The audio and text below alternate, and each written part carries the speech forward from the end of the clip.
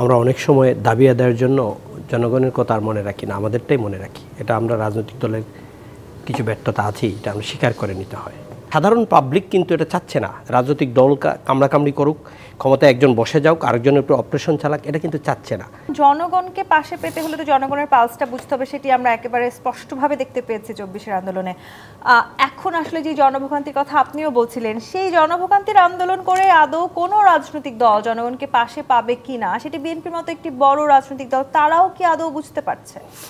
আমাদের ক্ষমতায় যাওয়ার জন্য এবং ক্ষমতায় টিকে থাকার জন্য যে রাজনীতি বাংলাদেশের শুরু হয়েছিল, এখনও তা চলছে। আমরা অনেক সময় দাবি আদায়ের জন্য জনগণের কথা আর মনে রাখি না, আমাদেরটাই মনে রাখি। এটা আমরা রাজনৈতিক দলের কিছু ব্যর্থতা আছেই, এটা আমরা স্বীকার করে নিতে হয়।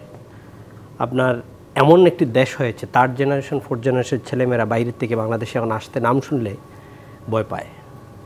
আমার ছেলেরাও যদি বলি এখন বাংলাদেশে আসার জন্য, না বাবা তুমি থাকো, আমাদের প্রয়োজন নেই। কেন? কারণ প্রবাসীদের বাসা দখল করা হচ্ছে। সিলেটের বৃহত্তর অঞ্চলের অনেকে আমার কাছে মেসেজ দিয়েছে। আমি একটা পত্রিকার মালিক ছিলাম, লন্ডনে চিফ এডিটর ছিলাম, আমাকে বলে আমার বাসাটা দখল করে নিয়ে যাচ্ছে, আমার বাইর নামে মামলা দিয়েছে, অজস্র অবস্থা চলছে। কারোর কাছে গিয়ে যে আপনি বলবেন যে আমার বিচারটা করেন নাই। দুইজন ব্যারিস্টার আছে, আমাদের কাজগুলো করা উচিত ছিল যে ইন্ডিপেন্ডেন্ট প্রসিকিউশন করা, ইন্ডিপেন্ডেন্ট পুলিশকে করা, রাজনৈতিক দলের ক্ষমতায় যেন পুলিশ না নড়ে, জুডিশিয়াল যেন না নড়ে, এগুলোতে কাজ করা উচিত। সেইটা না করে আমরা কিন্তু এখন ক্ষমতায় থাকার জন্য, ক্ষমতায় যাওয়ার জন্য এই ফাইটটা শুরু হয়ে গেছে। নগদ পেমেন্টে ৫০০ টাকা পর্যন্ত ক্যাশব্যাক আর লেনদেনে প্রতিদিন ডিপ ফ্রিজ এবং ঘন্টায় ঘন্টায় এসি টিভি সহ দারুণ সব গিফট। সাধারণ পাবলিক কিন্তু এটা চাচ্ছে না রাজনৈতিক দল কামড়াকামড়ি করুক, ক্ষমতায় একজন বসে যাওক, আরেকজনের উপর অপারেশন চালাক, এটা কিন্তু চাচ্ছে না।